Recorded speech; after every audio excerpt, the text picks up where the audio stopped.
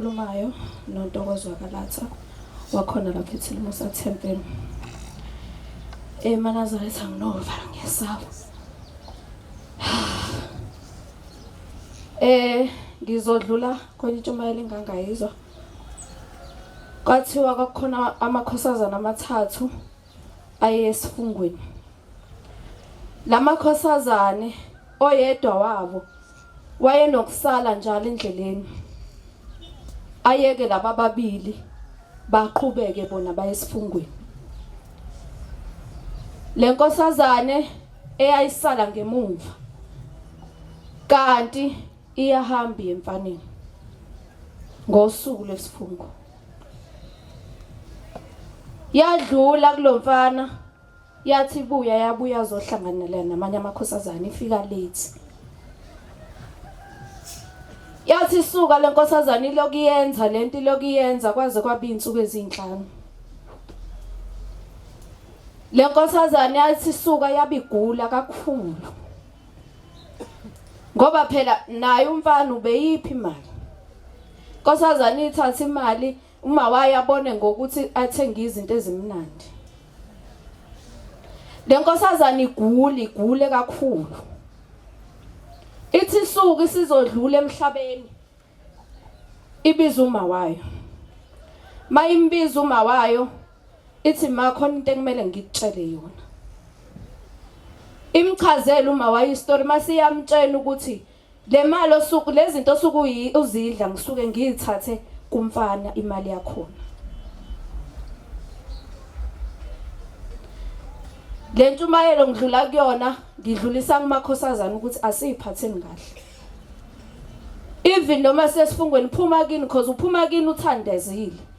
Phuma kini uqonde esifungweni ungadlule endaweni. Ungadlule endaweni.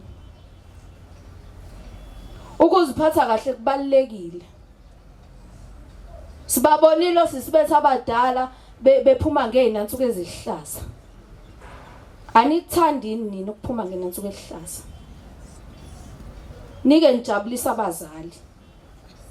Ningathathi imali enizinikwa abafana nithenga izinto ezimnandi. Nabazali ngicela abazali bake uyingane nje mayifika nento endlini ayibuza ukuthi uyithathephi. Ngoba uzodla wena mzali ungazi ukuthi udla amanyala noma udlani. Ngoba kusuke kukungcola lokudlayo. Okwenziwe ingane yakho ungayiboni. Ngeke ngisho ukuthi la eThempeleni thina sinenhlanhla ukuba nomkhokheli ofana nomkhokheli uMazindela. Sinenhlanhla kakhulu. Thina wethu umkhokheli siyazicelela thina makuzoba nje imhlangano siyazicelela umkhokheli simfonele hawu ma siyacela bandla sekuzoyiwe emhlanganweni sisacela uzosibheka. Niyabacela nabanye abakhokheli. Noma mhlambe kumkhokheli kukhuluma umuntu oyedwa. Kuba umuntu oyedwa ozodhlupha ngokuthi sibhekwe. Umkhokheli nje yakho akakathola ikhole ephuma kuwena uyinkosazana. Kubalekile ukuziphatha kahle emakhosazana. Kubalekile ukuziphatha kahle. Ayikho into ebaleke ngokuziphatha kahle sibonile ukuthi ukuziphatha kahle kunemphumela mibi. Ngiyacela ukuthi ngalamazwi uNkulunkulu ashemba ngikhumbulele nezidala zethu ezilethu nomhlaba. Nkosi kubuseni kuzweni.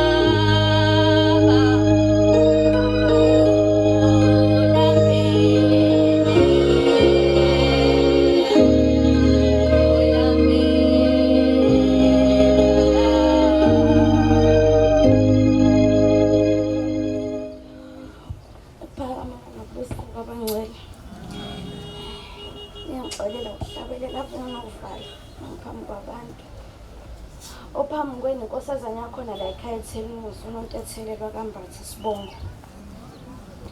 Ngisoma nokuyikhetha inkosi uNyazi lezulu ngicela kushembe kubahlale phezulu kwelimi lami ngathi mase ngiguqile la sengikhuluma ngaphezulu kwami sengiyithola sengiyala ngisho abantu abadala ngikhuluma ongangamandla ami ongangami kumntana.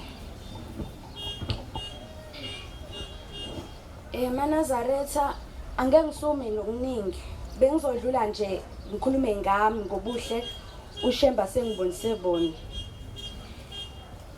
Yebo mangasuze nje mhlambe la ngaphakathi eThempelini abantu abaningi mebengibona bayababaza. Hawu sabona wena namhlanje. Hawu sagcina nini? Azadlali baba uMhlongo athi hawu sekuphela iminyaka ewu7. Senginyamalele izinyanga ezimbili. Ngihambile ngabalekela ekhaya emafamu. Hayi ngokuthi inkinga mhlambe khona engikwenzile noma cha. Ngeke ngaphuma nje endleleni kancane.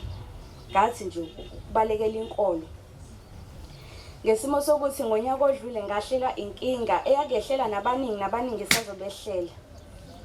Ngalahlekelwa ubaba wami umuntu engangimkhonzile kakhulu ukuthi esehambile ngaze ngagula ngancipha iningi langibona. Wathi lahleka ubaba ucingo ngalithola ngaphakathi endlini kaJehova ebuhleni. Ukukhala engakukhala lapha angikholwa ukuthi ngisangaphinde ngikukhala. Ngangithi mengebuhleni ngivukele usizi ngithi mengene eThempelini ngivukele usizi mihla namalanga cabanga ukukhuleka engakukhuleka cabanga ukukhala engakukhala inyembezi ukunikela ngicela imithandazo kodwa ahamba ubaba emhlabeni. Ngaba nokuqhela enkoleni ngithi uShembe wababusisa abaningi wabasindise engozini einzima ubone ukuthi umuntu lapha bekumele ahambe kodwa wahlula ukusiza ubaba wami sengikhale kangaka. Ngaqhela ke kusonteni ngalokho. Ngithi sengiqhela kanjalo kuye kuvela izimo kuthi kwenzeka into mase ngithe awuShembe kuphela enya. Ngumntana konokugula nkosama angiqeni ukuwa khona la ngisakhuluma. Ngithi mase ngibanjwe ikona lokho kungihlasela ukugula kungihlasela mase ngithi awuShembe kuphela enya. Ngegama elilodwa akudinga ukuthi ngithi Shembe kanye kuphela enya. Ngabona lapho uthi kungani ngimngabaza ngesimo esinzima esisodwa ebeni uShembe angimela kangaka. Mina uShembe Manazaretha ukumkholwa ukuza qala la eThemuzi and ukubona ukuthi ingilo saseThemuzi inamandla iThemuzi ngampela ngibona ngokugcwala kweThempeli ukuthi hayi abantu baphumile ingilo siyinhle. Ukuqala kwami ngavuka ekseni ngathi hayi mina ngisengesontweni kwathi konke umuntu endlini kwathi uyesontweni ngathi hayi ngesontweni khona iThempeli engizwile lapha kuthiwa liseManyusi uThemuzi angiyakhona. Ubaba uMshumayeli mhlambe noma umkhokheli mhlambe nabanye abadala abangibona ngifika ngangithithiza ngiyisono nje ubona ukuthi ngiyintandane la ekhaya anginabani anginasisi anginabhuti anginamama ngingedwa kodwa ngeza kwangivuka ekseni nje akukho engahlambe kwavela kuyisibonakaliso noma cha ngavele ngavanga eThempelini. Ngase ngifika la ekhaya ngiyintandane nginjalo ngafike ngathola odade bethi laba ngemuva ngitshengisa uthando. Uthando la Shembeke ngilazi kanjalo mina akudinganga ukuthi ngiqale ebuhleni ngiqale eTeyes ngaqala la ngani Manazaretha. Ngathi kusasuka kanjalo ngahlangana nomama abuhle ngiyohlale ngisho ukuthi inkosi ngibusele uma abuhle impela. Lwa mama lo yawangenza ngabona uthando lika Shembe.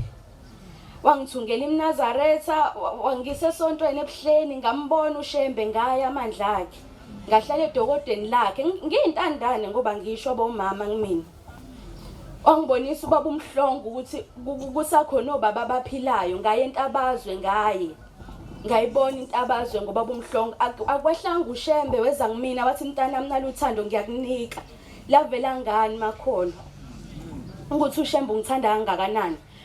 Ngabona uthando kodade bethu lana ngabona uthando kumkhokheli uthanda nikuthi siwami kuwo konke umzima ngabona uthando babamshumayeli bebelethe imthandazo ekhaya eqhuqezela insizwa ukuthi zizokhuleka ekhaya sekuthiwa sebebophile phela abazenza uNkulunkulu emhlabeni ukuthi emva kwababa wakhe khona ingane emeli ilandele lo mama emeli aqoka inzila kabili eza makholwa azokhuleka ekhaya uthando lika Shembe ngilazi ngani So ngathi sengiqhelile lezi inyanga ezimbili ngabona ukuthi uShembe usangithanda. Akudingi ukuthi aze ehlena noma enze into efiswe yimina ukuthi avuse ubaba emathuneni ngeke akwenze lokho uyowenza okufanele mina. Uyowenza abonayo ukuthi kuhle kwingane yakhe le mina njengoba enza ngiyintandane ngifika la ekhaya kuyimanje nginobhuti, nosisi, noma, nginobaba engibathole la. So ngalokho ngiyohlala ngimbonga uShembe ngithi ngalokho futhi noma ubuphi umzimo odlula kubona mNazaretha umkhumbulo ubuhle baShembe akwenzela bona. Unganaki izimo odlula kuzona ukuthi hawe izithahlekisa ngawe, hawo mina ngithola usizi mina kunjani. Khumbula okuhle kuphela uhlabelele ujabule. Inkinga ziyophela. Ngisho isithi asiyothuka ukuthi hawo lona ngayitshela ukuthi hawo uyalamba, ngayitshela ukuthi hawo uthola usizi. Yindaba ejabule kangaka wahlabelela kangaka yena waya kangaka esontweni. Wena ngoba ukhumbula okuhle wakwenzela oShembe. Uhlabelele uthandaza uthemba ukuthi futhi okuhle uyophinda kwenzele khona. Ngalokho ngithanda ukubonga nokuthi nibe nami nangihlabelelisa ukuqhaqhazela kwami. Ngibonga futhi nothando engilibone kunina amaNazaretha niqhubeke njalo niliveze nakwabanye. Inkosi busisa amazi.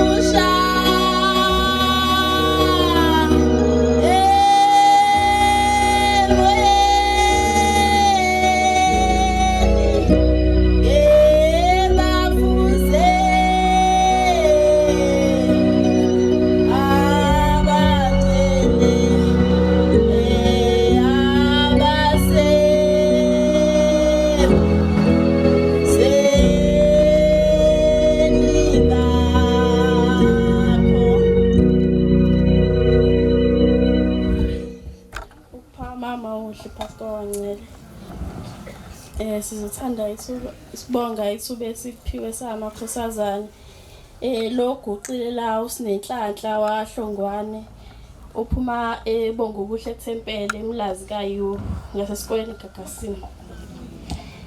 Ngisuma nokuyibengela uShembe ngazizwa ukuthi ungigcinile nami ngakwazi ukuthi ngize kwiseThempele eThenmusa kuyisabathi. Nami ngizodlula entshumene ngeke ngayizwa. Thiwa ngelinye ilanga kwakhona inkosazana le inemvunulo yonke yathengelwa abazali bayo kodwa ingavunuli eKhenani ngenxa yokuthi ithi yona liyashisa. Le nkosazana ethiwa ilokho anikwenza njalo lonto ukuthi imise eKhenani ingavunuli. Kwathi ngelinye ilanga ihambile iyobuka imgidi khona lapha entabeni eKhenani yahlangana nomunye ubaba. Lo baba lo wambuza ukuthi hawu nkosazana uvunulile ngani wena? Yathi le nkosazana le ayivunulile yona ngoba nakuyashisa ayifuni ukusha. Asithina asizi lo baba lona uyazi ukuthi mina njengoba ngiphila le emhlabeni ngaphila ngenxa yokuthi inkosazana yami ngabuyisa inkosazana yami ngabuyisa inkosazane yami ngenxa yokuthi yayivunula le eKenani. uZilo baba lo wathi mefika ngale esehambile emhlabeni, wathi mefika ngale ezulwini uNkosi uShemnyazi lezulu yafike yathi ayihambi esigcawini eKenani ifike ikhombe inkosazane yayo. uZilo baba lona ngempela inkosazane yayo wayibona ihlabelela ihlabelela igidi, ishaya ihlombe, ishaya isiqomi, kwenza konke okwenziwa emgidini. Makhosazane ngale ntshumayelo yami ngisinkulunkulu uShemnyazi ngicela ukuthi apha abazali bethu amandla ukuthi basithengele nathi imvunulo sikwazi ukuyovula umgidi yonke yaShemnyazi lezulu. Ngiphinda ngibonge ithuba ngumntwana nginovalo ngimsemncane Nkosi besenizwi.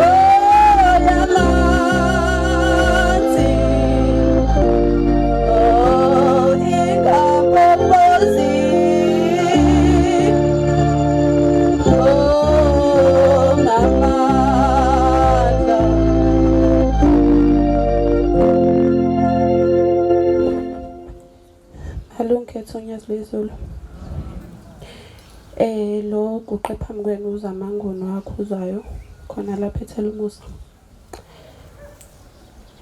Manazaretha ngiyasaba nguvalo. Nginovalo ngumntwana ngimncane. Ngicela uShemnyazi lezulu ahlale olimini lami. Kuthi engizokukhuluma ngingakhipha abangcwele esontweni. Manazaretha mina mangishumayela ngivele ngixele ngempilo yami nje ngithi ake ngikhulume ngezenzo uShemba sengenzele zona ngibonke. Manazaretha kwathi ngo-2024 ngizobabaza nje obukhulu baShembe ngizozibongela. Kwathi ngo-2024 ngisemakhaya ngathola umbhulelo. Mangithola umbhulelo indlela kwakwenza ngayo kwakukhomba khona ukuthi kushuthi umbhulelo. Ngoba kwavele wavuka inyawo zabankulu kwangahambe kwangenzeka lutho. Zankenketha ngihleli ngikhala mihla namalanga ngithi Shembe. Bathi mabengitholela usizo ekhaya kwathi kwamele ngobona umuntu ozongisiza ngemithi yesiZulu. Mina akangizwani nemithi yesiZulu. Abantu abakumina nje abazwani nemithi yesiZulu. Hayi nangempela bengitholela ibhodlela kuthiwa leli bhodlela ngiliphuze lizoye enyaweni ligijimele ekhanda mabechaza. Athi mangithi ngiyaliphuza Manazaretha kwashisa ikhanda kwavuka isifuba ngaquleka khona lapho la engavuka khona ngavele ngathi ngeke malento ayizwani nami. Wathi uma mntanami ungalilahli ithemba kholelwa kuShembe ngoba mawusuka ungakholelwa kuShembe.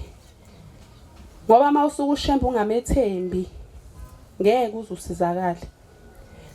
Mele ukholwe ngenhliziyo umethembe ngenhliziyo uthi Shembe kuzokwenzeka ngegama lakho kuzokwenzeka. Kwashaya isikhathi sika July angakakwazi ukuhamba. Ngisatotoba nje kunzima. Ngathi mina ngeke ma mina ngebuhleni. Wathi uma uzokwenza njani? Ngathi wema ngiyakhona. Ngapakisha imvunulo yami, ngapakisha amahi yami, ngalayisha yonke into esulkesini. Wathi uma uzohamba kanjani? Ngathi wema ngangilokho ngiphuza amaphilisi ayengisiza ngoba ngiyakwazi ukutotoba leso sikhashana kodwa ekuseni alibeke ngigxoba unyawo phansi. Hayi ngifike ebuhleni kucaca ukuthi hayi kusafana. Hayi ngihambe ngilale edodweni. Kufika usuku lomhla ka3 engithi ngeke ngize ngikwazi. Ngihlala endlini. Ngibuye ngibone futhi emini ngwabuza amaphilisi kwehle futhi kancane nginyuke ngithi ngofela khona. Ngifike mase sibuyile emhlolweni ngiphinde ngihlale. Uthi mase sekuzoyiwe entanda nanso ke indaba. Hayi ngithi mina ngeke ngize ngikwazi ukuyentanda ngizokwenza njani? Angihlohla umngane amatha engeke mngane wami asambe nisentanda mhlawumbe uzosinda khona. Ngithi mina hayi akwengizami nangempela hayi silayisha imithwalo yethu sihambe. Hayi ngabe nankinga futhi ebusuku kuthi ekseni ngithi ngiyalibeka unyawo hayi lutho unyawo cha. Ngiphethe untingi ngivuka ukuhamba phela manje. Lutho unyawo nje cha sisanginyakazi ngivele ngikhale ngithi shembe nyazi lezulu kanti mina ngizosinda kuphi. Ngikhale zehle inyembezi ngikhale ngize ngihlale phansi ziyahamba ingane ziyangishiya mina ngimile. Ngikhale ngithi awu kodwa shembe ngitotoba. Ngicela ukunitshela amaNazaretha ukuthi ngoshembe unyazi wezulu ngayongena ebuhleni. Angazi nami kanjani kodwa khona ngafika. Nganyuka ngakusasa sahamba saphezulu emqubulweni. Ngabona sekihambeka ngaya nasemgidini ngabona kuhambeka.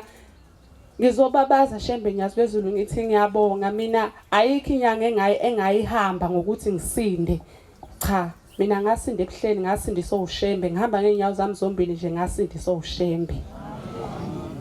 Ngiyabonga shembe nyazi bezulu engathi uNkulunkulu engangikhumbulele umndeni wami.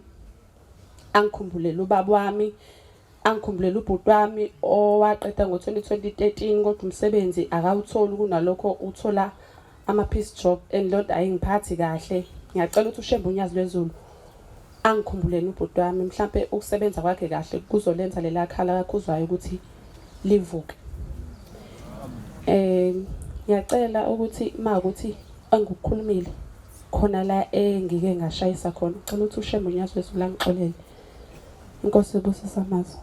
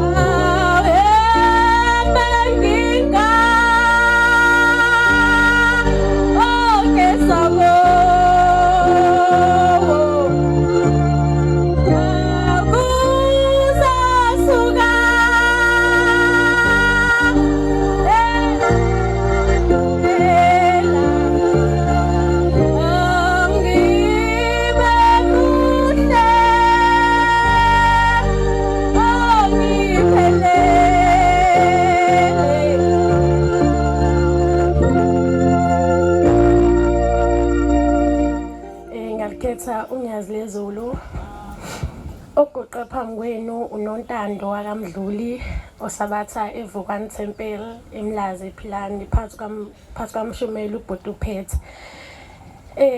Manazaretha nginovalo umntana omncane nami ngithi angiphakame ngilobe igama lami. Manazaretha ngikuthanda ukudlula kwintshumayelo engangayizwa. Kuthiwa kwakukhona amakhosazane emabili khona ifika ibeda khona indala dezoba nale eyayincanyana nje babeshiyana kancane nosiswayo.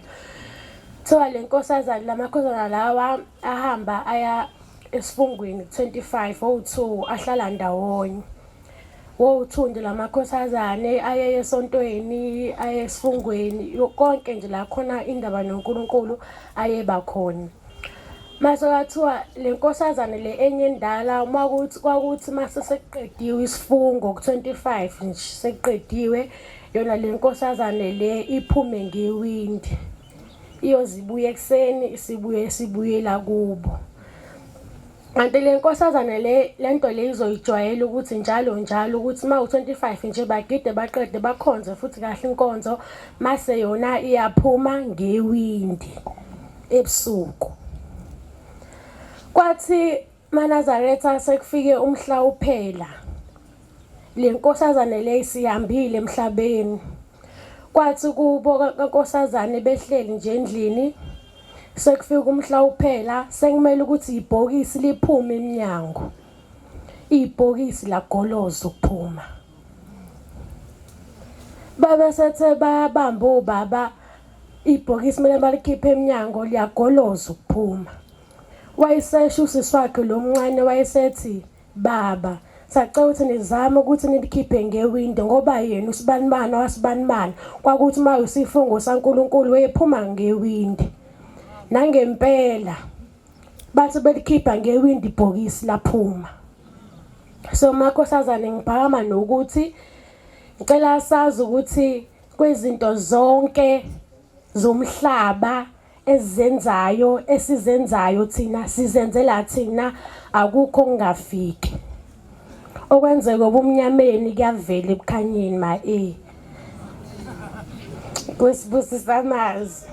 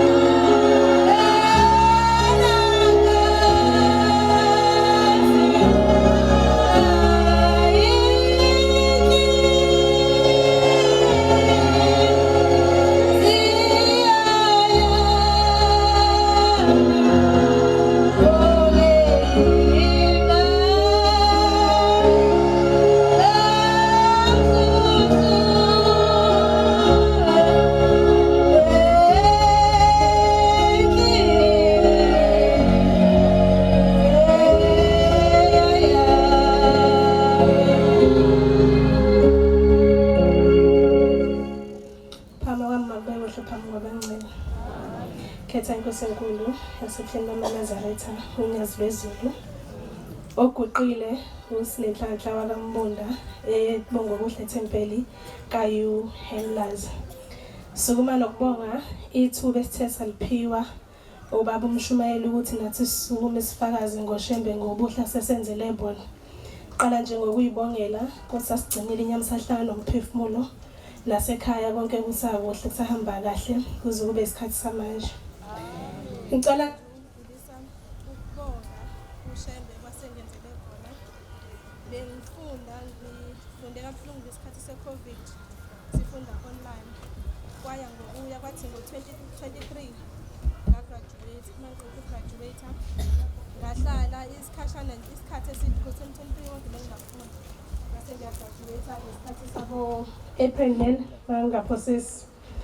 So kuthe uma sengiqeda ukugraduate unyaka wonke ngahlala nje ekhaya ngingawutholi umsebenzi ngizama ngi-applya nani kuze kube ukuthi mhlawumbe nasekhaya baze bangasathembi ukuthi what uya-applya nje noma wenza ini noma uhleli enjoy uhlala endlini nje ufuqa uphuthu. Hayi kugcina sekubuhlungu nakumina ngithi njalo uma ngi-applya ngisenda ama-email uma ngithola i-confirmation ngiyi-forward egroupini yasekhaya ku-WhatsApp ukuthi hayi bo njalo bengike nga-apply nani. Inhliziyo ibe buhlungu kakhulu uma sekubuya we regret to inform you. Kwathi-ke ngelinye ilanga ngihlalele nje ngoba ekhaya ugogo wayesifaka ngenkani emthandazweni njalo ngo-6 athi nje cishe i-TV cishe amafoni nani umthandazo ka-6 ntambama nje kuyathandazwa. Nasekuseni ngo-4 uma ngisekhaya masithola ithuba nje umthandazo nje ubuye kuyinto asendlini. Hayi kwaqheleka-ke esontweni ngithi ngiyabaleka phela sengikhathele ngala ngiye kwelinye ikhaya bona-ke abakhonzi ngala abakhonza kwabasindisiwe ngithi hayi ngiyohlala khona okwamanje vele usisi ubecela ukuthi ngizomsiza ngezintwana ezithize. Ngihambe ngiyohlala khona ngihlala isikhashana hayi ngibona ukuthi akuhambisani nami kodwa ngoba ngala ngiyabaleka phela kuthiwa ngithi angi-apply. Sengihleli-ke la ngihleli khona kufika ukuthi okay ngo-6 ngivele ngiyoyivalela ekamerweni ngithandaze ngedwa ngibuye sengiyohlala nabo-ke nango-9 ekuseni cause ngithi ngangenzi lutho ngiyivalele ekamerweni ngithandaze ngedwa. Kwafika isikhathi sokuthi ngo-12 ngoba ngisuke ngisasefonini uma kushaya u-12 bese ngazi ukuthi okay ngifike ngihlabelele ngedwa futhi nakhona ngisuke ngihlabela ngenhliziyo bese ngiyathandaza ngenza ukuthi nje uma ngithandazile ngathi shembe Nkosi uzube nami. Kwaya ngokuya ngithandaza ngalezo zikhathi ngibeka nama-application ami kwathi nje ngo-December ka-2023 ngathola i-email kwathiwa kumele ngize kwi-interview ngomhla ka-15. Ngaya kwi-interview ngomhla ka-15 bangi-interviewa kwaba right yonke into. Ngathola futhi enye i-message ethi-ke ngomhla ka-2 January ngiyoqala umsebenzi. Ngabonga abanazaretha ukuthi ngutholile umsebenzi kingiyamese sekutheni-ke shuthi mina ngisezukuya entabeni phela ngase ngilungisile yonke into ukuthi shuthi hayi mina ngohamba nje ngeenyawo ngiye entabeni wathi ugogo hayi ushembe mntanami uyazi futhi uzobona ukuthi ubuthanda ukuya entabeni kodwa ngoba-ke isimo sesiyakuphoqa manje ukuthi sekumele uye emsebenzini it's fine uhamba uye emsebenzini so lokho esikubeka nje emthandazweni.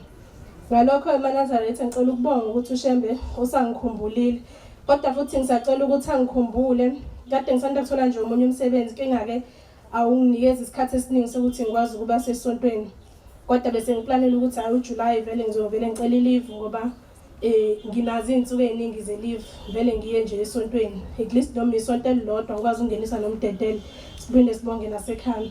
Cela uNkosi isikhumbule singamakhosazana kuningi ukulingeka okungaphandle kodwa nje sicela ukuthi asikhumbule asiphe ukuyiphatha kahle. Ngiyabonga ithuba Nkosi useningizwile. Ekufikeni kwethu kulelizwe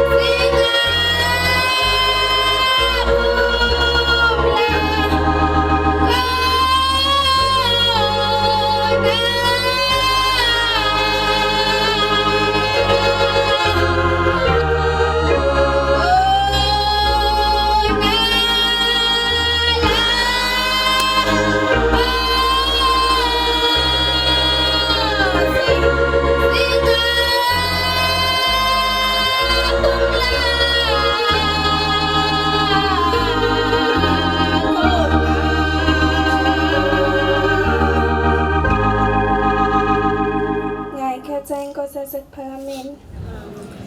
Lona okhulumayo nomfundo wakaMhlongo eLamontville emfutheni Thempeli phansi kwamkhokheli uMamkhize. Nami ngizosumayela ngentshumayelo engayizwa. Thiwa ngelinye ilanga kwakukhona omunye ugogo. Lo gogo wayehlala nengane yakhe inkosazana. Le nkosazana yayilandela yonke imithetho yenza konke okumele ikwenze njengenkosazana. Kwahamba isikhathi le nkosazana yashonela abazali bayo bobabili yabe isisala nogogo wayo. Ithe isisala le nkosazana nogogo wayo kwahamba isikhathi kumele abe ngene imali ihambe yofunda imali ayingeni. Njalo imiye ebhenki yofuna imali zokushona abazali bayo ufike kuthiwa ebhenki imali ayikho noma ibhenki isanenkinga. Le nkosazana ibisigulelo ugogo wayo kanti kube sebephila ngempesheni yagogo wabo. Ibe isigulelo ugogo wayo. Yangazi ukuthi yenze njani kodwa kuthe sekuhamba isikhathi yakhumbula ukuthi unoshembe unyazi lwezulu. Ibe isehamba le nkosazana yafika yaya enkosini yamakhosi ebuhleni. Yathi inkosi yamakhosi, ugogo wami uyagula, sikhuluma manje ngithola ikholi kuthulele kuyikhoma, ngazi ngizokwenza njani ngoba uyena kuphela sengisele naye. Kanti kumele ngiyofunda, sengisitholile isikole kodwa imali yabazali bami ngenjalo mangebhenki kuthiwa imali ayikho. Ibe sithi inkosi kubusisa sonke kuzohamba kahle. Ithe isendleleni le nkosazana eTexini isifuna ukubuya liyocheck ugogo wayo esibhedlela wabe sengena ikholi ithi ugogo wayo sehambile emhlabeni. Ibe isifika le nkosazana yakuphuthuma esibhedlela imifika esibhedlela ifika ithi baba ngikulo luhambo.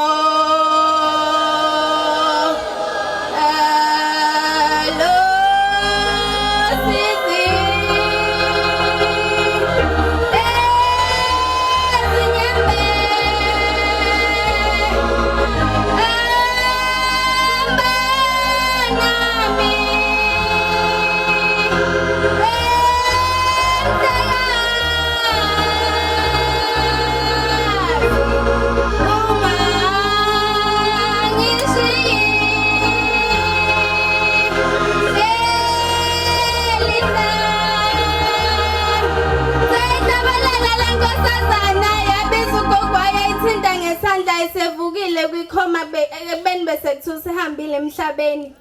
Yathi sababaza lokhu ushembe kwenzile kwabe ngena imessage ithi nemali singenile ebhenki. Ngalokho makhosazana ngithi ushembe uyasithanda kodwa ushembe uthi ukuthanda ngothando umthanda ngalo. Ngazi wena umthanda ngothando olungakanani noma wena uyothi mhla usenkingeni wena uyokwazi ukukusiza noma uthi uma uhamba endleleni ungayiqhaji ngokuthi uyinkosazana Nkosi ubusise emazweni wazwile.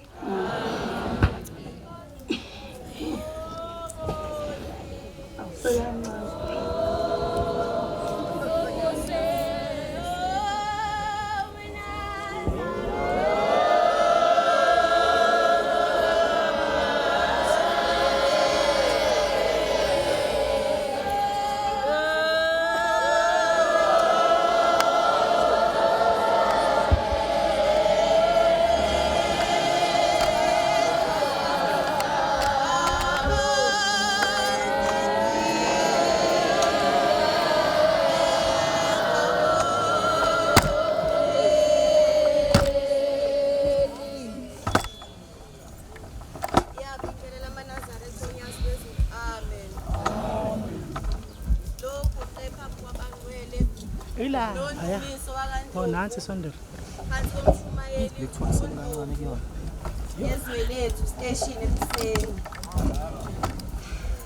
Banazaretha nami ngiyabonga uShembe ukuthi ungigcinile kwaze kwafika usuku lanamhlanje ngisaphila. Akukuningi Manazaretha ngizobabaza unyazi lwezulu ukuthi luNkulunkulu. Manazaretha mhlambe manje nje ngabe mhlambe ngisemzini wami mhlambe noma nginemoti yami ngiyasebenza ngiphethe ikhiye zemoti yami kodwa Manazaretha ngoba uShembe unyazi lwezulu wayazi ukuthi mina noNdumiswa kaNdlovu waye ngidalile waye ngikhona emhlabeni ungibekele ukuthi ngophumelela ngasiphi isikhathi.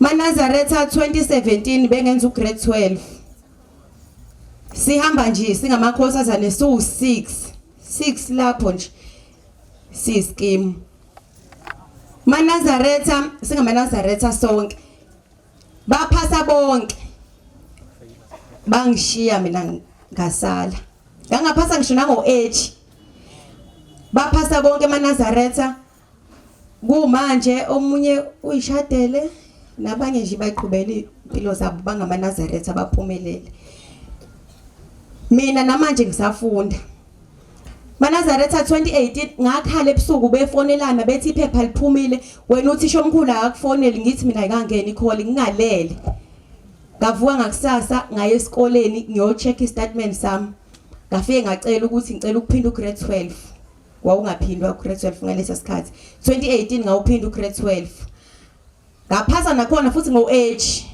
kodwa ngabonga ukuthi ngiphasile ngahamba ke ngaye esikoleni ke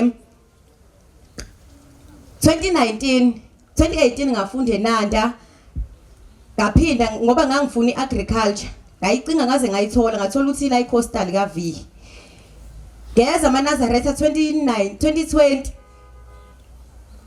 ngangafunda ngahlala ngasebenza komunye umuzi nje abangaziyo bengazi mhlawumbe la ko 2020 21 bebengazi ngihlala kuloya muzi nje bese ngifana nengane yakhona kodwa bengihola leyo mali leyo bengikadisa lukazi kodwa leyo mali bengiyihola bengiyithatha iyekhaya ngoba nakhona bengifana nengane nje bengenzela yonke into kodwa leyo mali bengiyithola bengihambisa ekhaya 2020 ngingafundi 2021 ngaqala ecoastal ngafunda eManazaretha 2021 22 23 ngiyafunda eManazaretha ngenza uNCV ngizokhuluma ngonyazi lwezulu nokubekezela eManazaretha 2023 uNSFAS ke busemkhulu ngalezi ayikhathi ngacabanga ukuthi okungcono ngenza license ngoba manje ngizothi mina yini engayenza nje ngiyabona ilaptop ukuthi imali mingenile uthenge nje lezo zinto nefurnish emakhaya kodwa ngizokhombani ngithi ngayenza nje ngemali yami hayi nomngane nami hlala nomngane nami endlini senzi safundela ilenazi soyi2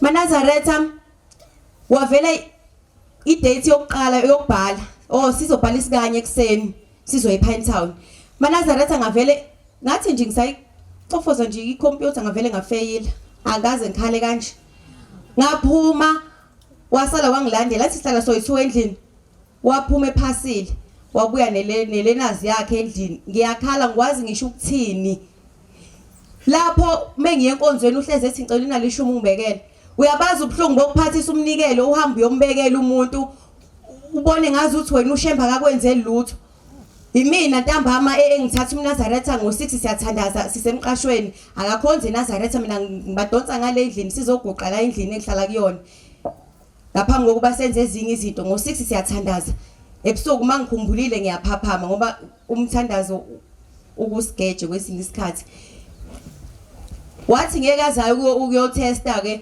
ilicense uzongilinda ngize ngiphase hayi wangilinda ke nami ngihamba ngofunda ke ngosuku lokuthi ngiyolokhuzana futhi sengiyobhala ngadlula neTax ngo12 ngaphuma late ngangibhala icomputer eManazaretha la esikoleni ngizophuma u12 nakhona ngisaphuthuma ePinetown iphepha lizoqala u1 kumele mina ngibe sengisePinetown ngo12:45 Manazaretha sasi requestile ngosuku lokuqala ngePinetown manje lokhu ngihlezi ngixoxa indaba angiyiboni nomgwaqo ukuthi uhamba ubheke ngapi nje ePinetown ngahle ngangayazi ngagibela ngaye eThekwini ngikhava lo 12:45 lo yadlula nami itaxi ngajika kwathiwa hayi akuphephile ePinetown uhamba ngenyawo uzothola enye itaxi sokufaka kuyona ngaze ngafika ngo2 Manazaretha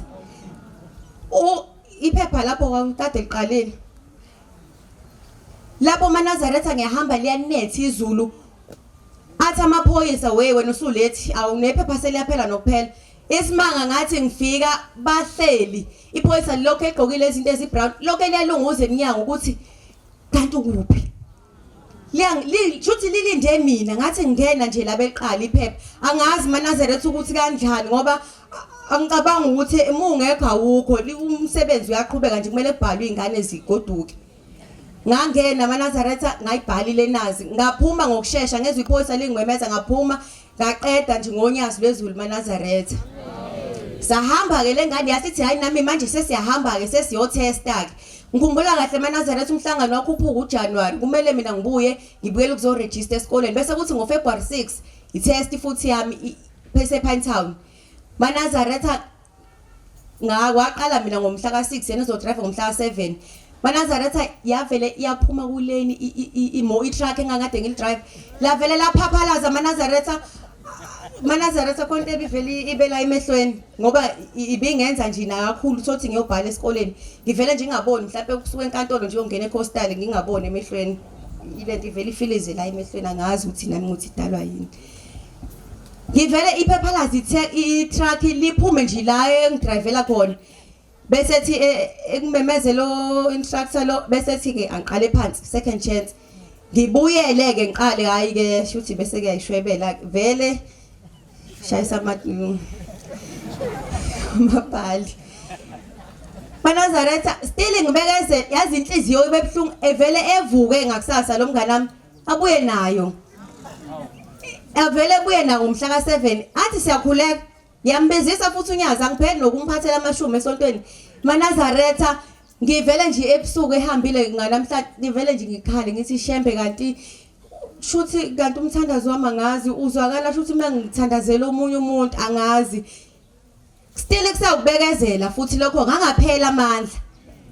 2023 lapho 2023 ngavele ngafeyila unyaka wonke nje kumele ngiyo-attenda mina umlenze we-maths angihlangananga ngisho no-30 okwazi ukuqualify akungeneke ntontoni ngafeyila nje kwamele ukuthi u2024 wonke ngenza umlenze nje sifunde sodwa ngihlala emqashweni awutholi ngisho uNSFAS nginisikhulekise Nkosi yami bazali bethu sithwele kanzima yazi nokuthi ubatshazwa abantu bethi kunini wahamba uyafunda. Mina nje amsho bayashe emakhaya futhi bayashe kwakunini 2018 kodwa namanje ngisafunda 2023 ngafeyila 2024 ngenza umlenze unyaka wonke ngiphuma nje ngesikoleni ngiyofundana neMath ngizobalinda mawukuthi ngena ngopass 2 ngizophuma sengikhava upass 2. Manazareth ngayiphasa ngawu30 ngaphasa Manazareth 2025